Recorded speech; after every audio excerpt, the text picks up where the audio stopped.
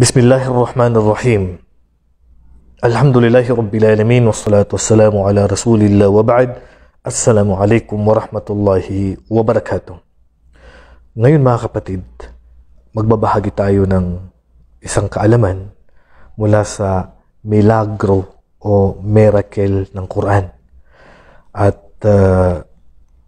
ang pag-uusapan natin dito ay ang isang insekto na kung saan ay kung titingnan natin ay walang halaga. Pero napakalaki pala ng kanyang pinsala sa mga tao.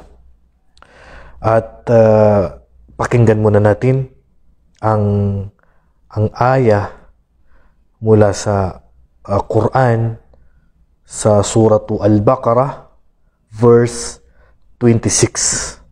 And then, uunawain natin yung aya na to at kung ano ba ang milagro o miracle ng Quran na ating makukuha mula sa aya na tatalakay natin ngayon. Narito po yung aya sa Suratul Baqarah.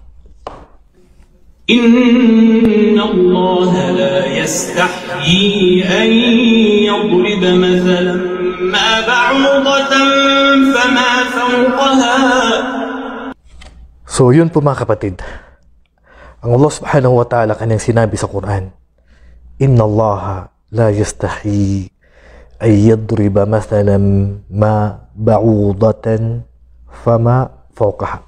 So dito lang muna tayo sa aya na to. Ang gusto kong pag-usapan natin dito ay itong halimbawa na ibinigay ng Allah bilang katangian ng mga non-Muslim, mga hipokrito, kaugnay sa lamok. Hinalintulad sila ng Allah sa isang lamok. Katotohanan ng Allah subhanahu wa ta'ala ay hindi nakikimi, hindi nahihiya. Sa tafsir ni Ibn Jarir al-Tabari, hindi natatakot na magbigay siya ng halimbawa, kagaya ng lamok, fama fawqaha. Dito sa fama fawqaha, binabasa na po ito ng mga sahaba na naunawaan nila na fama fawqaha, at sa mga tafsir ng ating mga mufassirun, fama fawqaha ay ang Allah subhanahu wa ta'ala ay magbibigay siya ng halimbawa mula sa mga kanyang nilikha, mula sa mga elepante, donkey, gagamba, at lamok. O langaw, o mas maliit pa sa langaw, kagaya ng lamok. Fama fawqaha. Fama fawqaha, ayon sa tafsir ng ating mga mufassiro, nagkaroon sila ng iba't ibang pakahulugan sa fama fawqaha. Ang Allah subhanahu wa ta'ala hindi nahihiya na magbigay ng halimbawa bilang paghalin tulad sa kanila mga hindi Muslim, kagaya ng lamok. Fama fawqaha, mas malaki pa sa lamok. Fama fawqaha, mas maliit pa sa lamok. Pero dito, mga kapatid, bago lang natuklasan sa pag-aaral ng medisina na fama fawqaha, na mas maliit pa sa lamok, na matatagpuan fawqaha doon sa kanyang itaas, sa itaas ng likuran o ulo ng lamok. Mayroon pa palang insekto na tinatawag nilang mites o insekto na maliliit, na mas maliit pa sa lamok na yan, na nabubuhay sa kanyang likuran. So ngayon lang po ito na-discover. Subhanallah. Alam niyo po, yung lamok na ito mga kapatid, ayon sa pananaliksik ng ating mga dalubhasa, mayroon siyang 100 mata, 100 na mata. Subhanallah, ang daming mata ng lamok. Kung isipin natin, napakaliit na bagay, napakaliit na insekto. Napakaliit na insekto na walang halaga kung titingnan natin, pero grabe ang nagagawa niya. Ito pa talagang binigyan ng Allah subhanahu wa ta'ala na halimbawa na binanggit niya sa Quran, yung palang napakalaki palang pwedeng mapinsala ng lamok na ito, na isa sa mga nilikha ng Allah at kanyang kawal. وَمَا يَعْلَمُ جُنُودَ رَبِّكَ إِلَّا هُ. Walang nakakaalam sa mga sundalo ng Allah subhanahu wa ta'ala maliban sa kanya. Itong lamok na to, sundalo rin pala ng Allah subhanahu wa ta'ala yan. Sundalo niya yan. Hindi yan insekto lang na walang nagagawa. Yan ay mas matindi pa sa mga missile ang kanilang nagagawa. Mayroon silang 100 na mata. 48 ang kanilang ngipin. Ang dami niyang ngipin. 48 ang kanyang ngipin. At ang kanyang kutsilyo, which is ang kanyang paa, na tinatawag na kutsilyo, ay 6. At doon sa kanyang mga kutsilyo na paa, mayroong mga mikhlab, mayroong mga kuko na ginagamit niya sa mga madudulas na lugar at sa mga magagaspang na lugar. Kahit saan siya dumapo, ay dumidikit siya. Ganyan siya nilikha ng Allah subhanahu wa ta'ala. At alam niyo po ba, ang lamok na yan ay mayroon siyang 3 puso. Oh, subhanallah. Sabi nga ng mga uso ngayon, sana all, 3 puso. May 3 puso ang lamok. So sa bawat puso nito, mayroong maliit na tainga, 2 tainga, at may maliit na tiyan. Subhanallah, kung i-imagine mo, napakaliit na nila lang, pero grabe ang kanyang katangian. At ayon sa ibang pag-aaral na ang dami ng species ng lamok ay 2,700. Pero ayon sa nung nagkaroon ng conference kaugnay sa medisina diyan po sa Turkey na si Dr. Ano ba pangalan ng doktor na yun? Si Dr. Mustafa Ibrahim Hassan, nabanggit niya na ang species ng lamok, ang bilang nila, ang uri ng lamok ay umabot ng 3,000. Napakadaming lamok na ito. Kaya sabi nung isa sa mga dalubhasang doktor ng Amerikano na wala pang insekto dito sa mundo na kasing dami ng lamok ang kanilang ang uri nila umabot sa ganung kadami. Subhanallah, ang daming uri ang lamok na ito. At bilang kaalaman mga kapatid, subhanallah, itong lamok na to ay bukod sa kanyang katangian na yan, ay mayroon siyang yung sinabi ng Allah subhanahu wa ta'ala na ba'udah is muannath, babae. Kung titingnan natin yung aya na binanggit ng Allah subhanahu wa ta'ala, ma ba'udatan fama fawqaha. Dito sa aya na to na nabanggit sa Quran ay tumutukoy sa babae. Dahil ayon sa pag-aaral na ang nagdadala lang ng sakit at sumisipsip sa mga dugo natin, ayon sa pag-aaral na akin na saliksik, ay ang babaeng lamok lamang. At sa dami ng species ng lamok na ito, ay 2 lamang ang nagdadala ng sakit. Ang babae ng Anopheles at saka ang babae ng Culex. Yan po. Sila lang po yung nagdadala ng sakit. Mula sa 3,000 na uri ng lamok, Anopheles at saka Culex lang ang nagdadala ng sakit. Na pinaka matindi na sakit na dala nila ay ang malaria. Subhanallah mga kapatid, noong nagkaroon ng gera sa Cuba noong 1898 hanggang 1901, umatake ang Amerika, ang sundalo ng Amerika diyan sa isang isla sa Cuba, at nakalaban nila diyan, nagkaroon ng gera sa pagitan ng Amerika at ng Spain, mga Espanyol.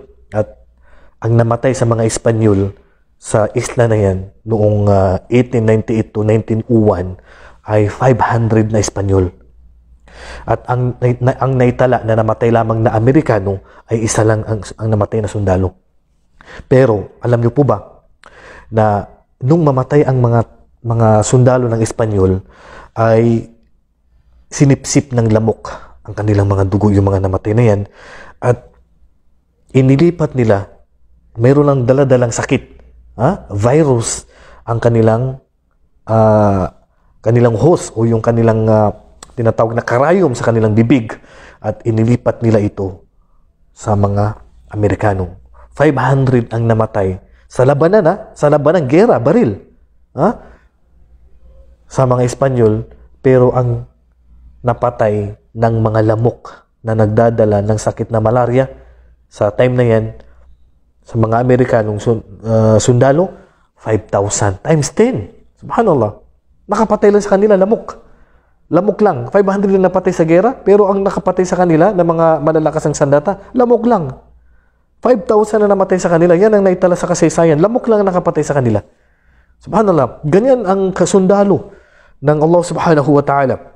So ngayon, unawain natin, subhanallah mga kapatid, matindi ang dalang sakit ng lamok na to. Pero ang propeta sallallahu alaihi wasallam ayon sa hadith, marawahu Bukhari, inna Allah lam yanzil da'an illa wa anzala lahu shifa. Katotohanan ng Allah subhanahu wa ta'ala ay hindi nagbaba ng sakit maliban may kasamang lunas o gamot. At totoo yan mga kapatid, walang sakit sa mundo maliban may gamot. Yung lamok na yan, nandyan din ang gamot sa kanyang sa taas niya. Yung insekto sa kanyang likuran na inyong makikita sa larawan, yan po ay na-discover lang po yan sa huling panahon na po. At ginamitan yan ng zoom sa microscope ng 4,000 to 15,000 times. Zoom. At nakita sa likuran ng lamok ang mga insekto na mas maliit pa sa lamok na nakatira sa kanyang likuran. Subhanallah. Anong gawain ng mga insekto na yan? Na mas maliit pa sa lamok. فَمَا فَوْقَهَا. Yun ang sabi ng Allah sa Quran. Inna Allah la yastahi ay yadriba mathalan ma ba'udatan fama fawqaha. Hindi nahiya ang Allah subhanahu wa ta'ala o nakikimi na magbigay ng halimbawa. Kagaya ng lamok. Fama fawqaha. Umaliit pa sa kanya. Katulad na sa likod niya. Fama fawq sa likod niya. Ngayon lang na-discover yung tinutukoy sa Quran. Na meron pa palang insekto dyan sa hindi palang maliit pa sa lamok na mga insekto, kundi nasa likuran niya mismo yung mas maliit pa sa kanya. Na ayon sa pag-aaral, na itong mga insekto na yan sa kanyang likuran, yan yung kumakalaban sa dala niyang sakit, yung sinisip-sip niyang sakit na nakukuha niya mula sa mga dugo ng tao, ay sinisip-sip na rin ng mga insekto sa kanyang taas, sa itaas niya banda. At mayroong isang dalubhasang doktor, ang sinubukan niya itong kaalamang ito, kumuha siya ng 100 na lamok at lahat ay pinasipsip niya ng sakit. Nilagay niya sa isang kulungan. Tapos, tinignan niya kung sino ang makapag-transmit sa kanila ng sakit doon sa isang bagay o sa isang hayop. Kung ililipat ba niya, lahat ba ng 100 na yun na may dalang sakit, ay maililipat nila yung sakit na yun ng sabayan doon sa hayop. Subhanallah. Dalawa lang ang nag-success na nagkapagdala ng sakit. Kasi bago pa niya mailipat yung virus, yung parasite, yung bacteria doon sa isang nilalang o sa tao, ay napupuksa na nung insekto na yan sa likuran o itaas ng lamok na yan. Subhanallah, ganyan tayo kamahal ng Allah subhanahu wa ta'ala. Kasi kung walang gamot na dala-dala ang lamok na yan sa kanyang likuran, di lahat sana tayo mauubos tayo sa pagkagat sa atin ng lamok at paglipat ng sakit. Pero bago pa man mailipat ng lamok yung sakit, ay inunahan na po nung insekto na nasa likuran niya. Subhanallah. Yan ang miracle ng Quran. Pinanggit na po ng Allah na nasa likuran na pala niya yung meron palang insekto na nabubuhay sa kanyang likuran, na ang hikma, ang wisdom sa pagkakaroon ng insekto na yun din ang gamot. Siya mismo yung sumisip-sip din. Kumbaga bago niya may ilipat, nasisip-sip na nilang virus doon sa lamok na nagdadala ng sakit. Subhanallah. At alam niyo po ba, kasi may lalaking lamok at babaeng lamok. So ayon sa pag-aaral, ang lalaking lamok ay nabubuhay lamang siya ng 10 to 20 days. Ang lalaking lamok ay nabubuhay lamang yan ng 10 hanggang 20 araw. Samantala, ang babaeng lamok mas mahaba ang buhay. Umaabot siya ng 3 araw hanggang 100 araw, 100 days. Kaya nga si Ibn Jarir Tabari, bakit binanggit ng Allah yung pagbibigay ang halimbawa ng Allah sa lamok na ito sa Quran bilang paggaling tulad sa katangian ng mga non-Muslim, mga kafir, mga hipokrito? Dahil sabi niya, kagaya yan sila ng lamok. Sabi niya na kapag do pa ang lamok, nagugutom, humahaba ang buhay niya. Na kapag nabusog na, namamatay. Pag namubusog pala yung lamok, namamatay. So hinalimbawa sila ng Allah na dahil sa mundo na busog sila ng mundo, nakalimutan nila yung kabilang buhay, nakalimutan nila ang Allah kasi nabusog na sila ng mundo, mga bagay. So yan po ang miracle ng Quran, na kung saan binanggit ng Allah subhanahu wa ta'ala, fama fawqaha, nasa likuran niya, mayroon palang insekto sa likuran pala niya. Nagbigay Allah subhanahu wa ta'ala ng halimbawa kagaya ng lamok, fama fawqaha, at insekto na kagaya ng nasa taas pa niya, na mas maliit pa sa kanya. Hindi kinakahiya ng Allah subhanahu wa ta'ala yung bagay na yan. Subhanallah. So yan po mga kapatid, kaya sabi ng Allah subhanahu wa ta'ala, afala yatadabbaruna al-Qur'ana am ala qulubin aqfaluha. Hindi ba nila inuunawa ang Quran na sa pamagitan ng kanilang puso? Kasi kung bubuksan lang nila ang kanilang puso at isipan sa pagbabasa ng Quran at pag-unawa dito, yayakapin nilang Islam. Am ala qulubin aqfaluha, o kaya sadyang ang kanilang mga puso ay sarado na at sinilihan natin, hindi na talaga umuunawa. Kasi kung itong Quran mga kapatid, yung pong mga pinag-aralan po ngayon sa siyensya, nasa Quran na po yan. Tapos na po yan. Ngayon lang po na-discover sa panahon lang po natin ngayon. Ngayon lang po kasi nagsilabasan yung mga high-tech na kagamitan na samantala ay nabanggit na po sa panahon pa ng propeta Muhammad sallallahu alaihi wasallam. So, yan lang po mga kapatid ang karagdagang kaalaman. Inuulit ko po, ang nagdadala lang po ng sakit ayon sa aking nasaliksik ay babae na lamok. Kaya tugma na tugma doon sa aya na ang binanggit lang ng Allah ay ba'uda, babae may tamarbuta. Babae lang ang nagdadala ng lamok at nagsisipsip ng dugo. At hindi po lahat ng dugo natin sinisipsip niyan. Kasi alam niyo po, ang lamok ay napakatalas. Yung pang-amoy niya, 60 kilometers pa lang nakakaamoy na siya ng pawis ng tao. So, hindi niya nakikita yung mga kulay, kundi mayroon siyang X-ray. Mayroon siyang gamit na X-ray na doon niya nakikita kung nababagay ba yung dugo na kanyang sisipsipin. Kasi pag lumapit na yan sa atin, depende kung magugustuhan niya yung dugo mo. Kung hindi niya magustuhan, lilipat siya doon sa isang tao, doon siya magsisimulang sisipsip ng dugo. Kasi yun yung babae, kailangan niya yung dugo na yan para makabuo siya ng itlog. At nangingitlog yan sila ng umabot ng 300 na eggs. Napakadami talaga ng lamok. So, yan po mga kapatid ang konting kaalaman na maibabahagi natin mula sa katangian ng lamok na napakalit na bagay pero napakamapaminsala at isa lang ito sa nilikha ng Allah subhanahu wa ta'ala. At nabanggit na pala na mayroon pala nakatira dyan na insekto pa sa likuran niya na mas maliit pa sa kanya, which is ang wisdom din ng Allah subhanahu wa ta'ala. Dito ay sila rin ang gamot na mula sa dalang sakit ng lamok na ito. Hanggang dito na lamang. Wallahu a'lam. Wa sallallahu ala nabiyina Muhammad wa ala alihi wa sahbihi ajma'in. Assalamu alaikum wa rahmatullahi wa barakatuh.